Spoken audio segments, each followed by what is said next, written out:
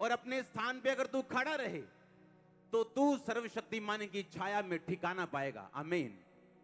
ठिकाना का मतलब है, इब्रानी भाषा में एक शब्द पढ़ेंगे हम अगला, जिसका मतलब है टेसेल, जिसका मतलब है डिफेंस, जिसका मतलब है शेड। परमेश्वर ने कहा अगर तू मेरे छाए हुए स्थान पे खड़ा रहे, बैठा रहे, तो तू मेरा डिफेंस तू पाएगा। मैं तेरा डिफेंस हूंगा, मैं तेरी सुरक्षा करूंगा, मैं तुझे संभाल के रखूंगा। जोर से बोलो आमीन। मैं यहोवा के विषय कहूंगा, वह मेरा शरण स्थान और गढ़ है, वह मेरा परमेश्वर है, मैं उस पर भरोसा रखूंगा। 3 आयत में लिखा, वह तुझे बहेलिये के जाल से और महामारी से बचाएगा। बहेलिया जाल फैलाता और चिड़ियां उसमें फंस जाती हैं। अगर परमेश्वर के छाए हुए स्थान को आप छोड़ेंगे नहीं, आप व्यभिचार में नहीं फंस सकते, और अगर व्यभिचार में नहीं फंसेंगे, आप बहेलिये के जाल से बचाए जाएंगे। याद रखो, सैमसन, जिसको 2-3 चैप्टर में नहीं बल्कि 2-3 बुक्स में नहीं खत्म होना चाहिए था, इतना माइटी परमेश्वर का जन था। बाइबल बताती है सिर्फ 2-3 जने ऐसे थे धरती पर आज तक जिनके आने से पहले एंजल्स ने आके उनके माता और पिता को बताया हो कि तुम्हारा बेटा जो आने वाला वो इस तरह का माइटी प्रॉफिट होगा।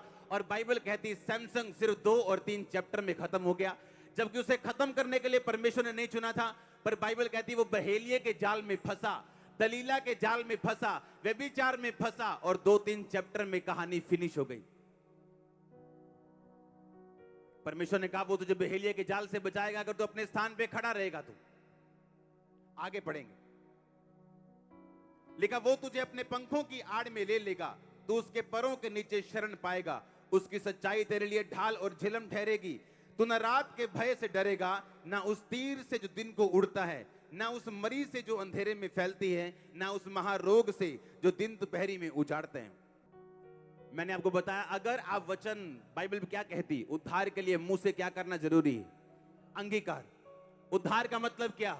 नेशनल उद्धार, शारीरिक उद्धार, फाइनेंस का उद्धार, आत्मिक उद्धार, घर का उद्धार, बच्चों का उद्धार।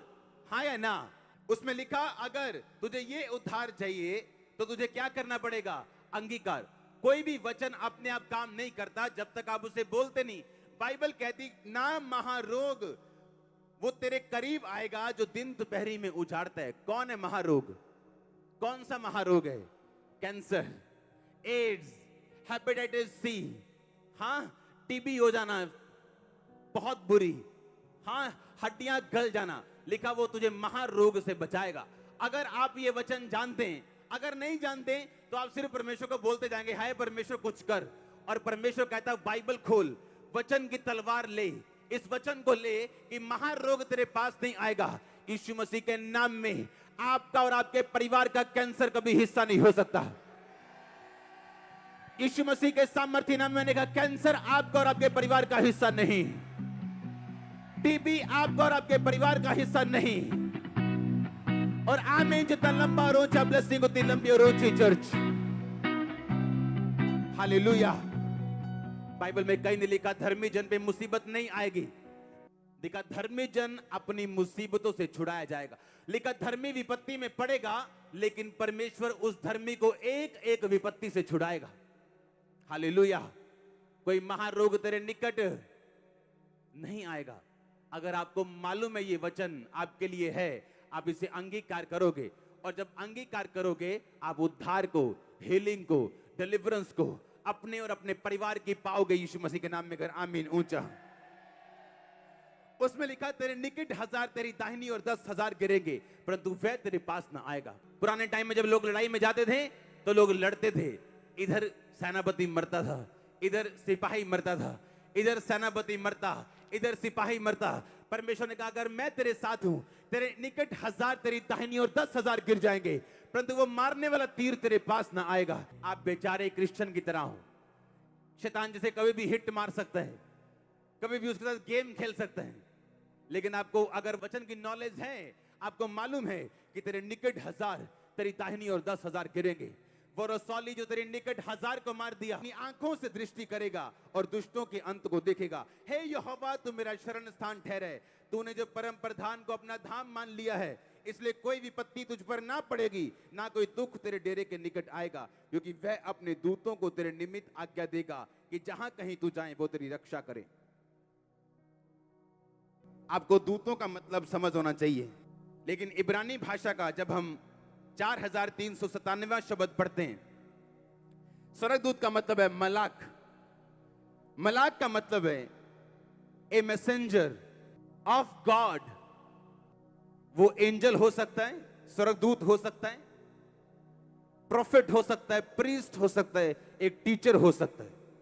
ये ओरिजिनल बाइबल की भाषा जिसमें बाइबल लिखी गई थी। मलाक मतलब दूत। वो अपने दूतों को तेरे निमित्त क्या करेगा? आज्ञा देगा। लिखा दूत एक एंजल भी है, एक खुदा का दास भी है। प्रीस्ट यानी खुदा का सेवक, टीचर यानी खुदा की बातों को सिखाने वाला। उसने कहा वो उसको आज्ञा देगा। आप जानते हैं आज बहुत सारे लोग बरकत नहीं पा रहे क्योंकि वो एक अच्छे दर्शन के साथ जुड़े हुए नहीं।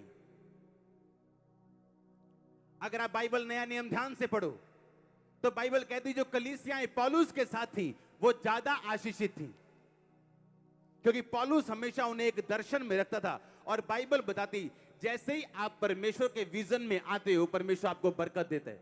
ये दर्शन मेरा नहीं है, आपका नहीं है, परमेश्वर का दर्शन है। हाँ या ना? मैंने फैसला किया कि ठीक है, मैं इस दर्शन में परमेश्वर के साथ काम करूंगा जो परमेश्वर मुझे दे रहे हैं। कलीसिया से कोई पैसा नहीं मैं लेता हूं, आपसे तनख्वाह नहीं लेता हूं, आपसे सपोर्ट नहीं लेता हूं, लेकिन मैं परमेश्वर के काम में खड़ा हूं, इसलिए परमेश्वर ने मुझे बरकत दी। हाँ या ना? अब लोग चर्च में आते, कुछ चंगे हो चुके हैं, डिलीवर हो चुके हैं, आजाद हो चुके हैं, लेकिन वो आते हैं ताकि इस दर्शन में हम भी खड़े रहें और परमेश्वर उनको बरकत दे रहे हैं। परमेश्वर ने कहा मैं तेरे निमित्त दूतों को, एंजल्स को, प्रोफेट्स को, प्रीस्ट को मैं आज्ञा दूंगा। मैं तेरे ऊपर पास्टर्स ठहराऊंगा, मैं तेरे ऊपर एंजल्स भी, स्वर्गदूत भी दूंगा, लेकिन मैं तुझे खुदा के दास भी दूंगा ताकि तू बरकत पा सके और तू हिले ना। आप ध्यान से समझना, आपको चर्च में चाहे छोटी सी छोटी इंस्ट्रक्शन क्यों ना मिले, आप चाहे चर्च के कोई भी मेंबर हो, काम करने वाले वर्कर हो, आप कोई हाई पोजीशन पे हो, आपको एग्जैक्ट फॉलो करना है, नहीं तो हमेशा आपको कॉन्सिक्वेंसेस, आपको उसके नतीजे भुगतने पड़ते हैं। और आपको आपका स्पिरिचुअल फादर जब आपको थोड़े से ही इग्नोर करे उस चीज को ना करने के लिए, आपको तभी फॉलो करना है, नहीं तो प्रॉब्लम्स हमेशा आपको फॉलो करती। परमेश्वर ने कहा मैं तेरे ऊपर मैनेजमेंट ठहराऊंगा, मैं तेरे ऊपर लोग ठहराऊंगा, मैं तेरे ऊपर दास ठहराऊंगा और दूत दूंगा। तूने सिर्फ उनकी बातों को फॉलो करना है, आशीष अपने आप आएगी। और अगर आपके स्पिरिचुअल फादर को आपको किसी बात के लिए 2 बार गाइड करना पड़े, आप अच्छे सन नहीं, और उसका नुकसान आपको होगा, क्योंकि बाइबल कहती वो तेरे ऊपर दूत ठहराएगा, ऐसा ना हो तेरे पांव में पत्थर से ठेस लगे, तुम्हें ठोकर लगे। और अगर तुम ध्यान से उसकी बातों को सुनोगे और सिर्फ उसका मन जानने की कोशिश करोगे अपने अपने अपने पास्टर का, तो तुम कभी दिक्कत में नहीं आओगे। बाइबल कहती है उसको परमेश्वर ने खड़ा किया, उसके मन को परमेश्वर ने मसा किया, उसके होठों पे परमेश्वर ने उसको मसा किया। उसके शब्द राजाओं के शब्द हैं जो बिना फल के वापस नहीं आएंगे। और बाइबल कहती है परमेश्वर ने बुद्धि दी है हमें, वचन दिया है हमें। कोई महारोग आपका हिस्सा नहीं, आप रोज बोलेंगे। कोई मरी मेरा हिस्सा नहीं, आप रोज बोलेंगे। तेरे निकट 1000 तेरी दाहिनी और 10,000 गिर जाएं। तेरे मोहल्ले में 10 को कैंसर और 15 को हेपेटाइटिस काला पीलिया हो जाए, पर वो तेरे पास ना आएगा यीशु मसीह के नाम में। पर ये आपको बोलना है क्योंकि उद्धार मुंह के अंगीकार में है। आपके मोहल्ले में 10 को बीमारी हो गई, आपको वही सिम्टम्स हैं और आपको मालूम है मुझे भी वही बीमारी हो रही। आपके मुंह से जब निकलेगा कोई महारोग मेरा हिस्सा नहीं, कोई मरी मेरा हिस्सा नहीं, मेरे दाहिनी और 10,000 इधर 1000 गिरेंगे, परंतु वो मेरे पास ना आएगा।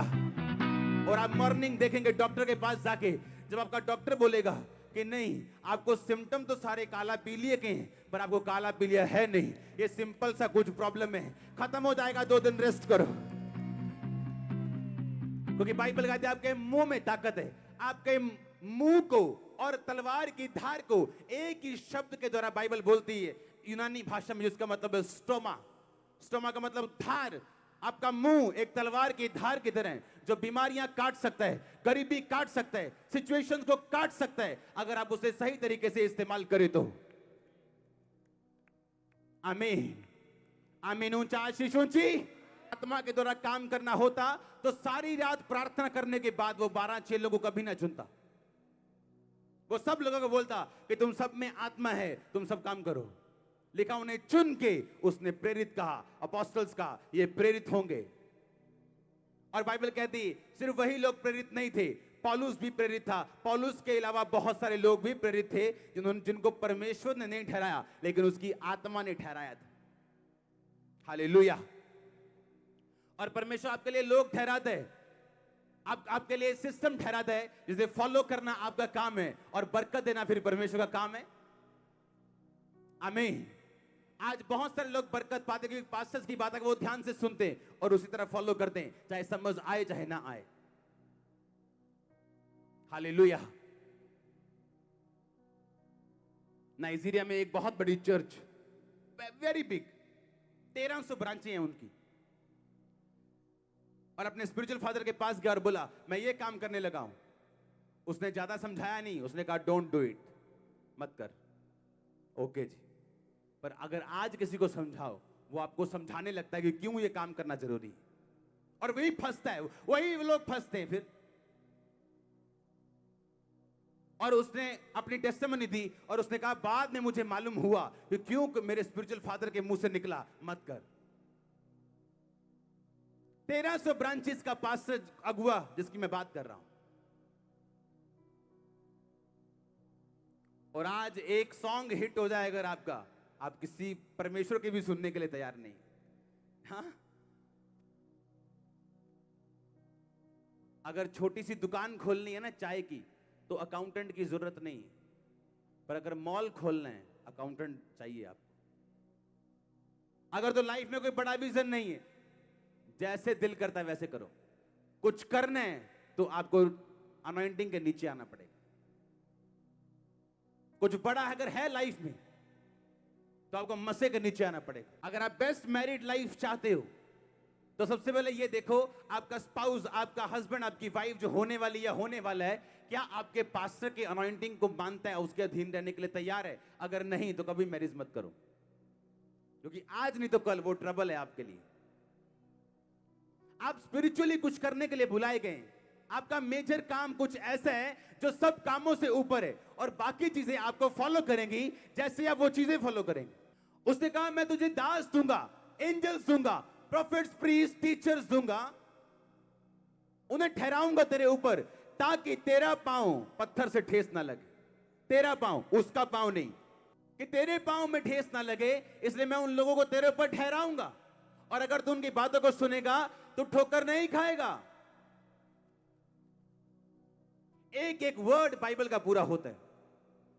जब मैं प्रार्थना करता हूं और अपने ध्यान से देखता हूं कि जो मैं प्रार्थना के विषय में रखे बाइबल के बीच से, अगर मैं ध्यान से देखता हूं ऐसे लगता है मेरे को, जैसे जब मैं प्रार्थना करता हूं ऐसा लगता है एंजल डेरे लेके खड़ा है, होर जी, होर की दइए, होर जी, ऐसे लग रहा है मेरे को। जो विषय पे मैं प्रार्थना कर रहा हूं बाइबल के वचनों के बीच से, ऐसे लगता है एक एक प्रेयर का उत्तर आ रहा है, सिंगल प्रेयर।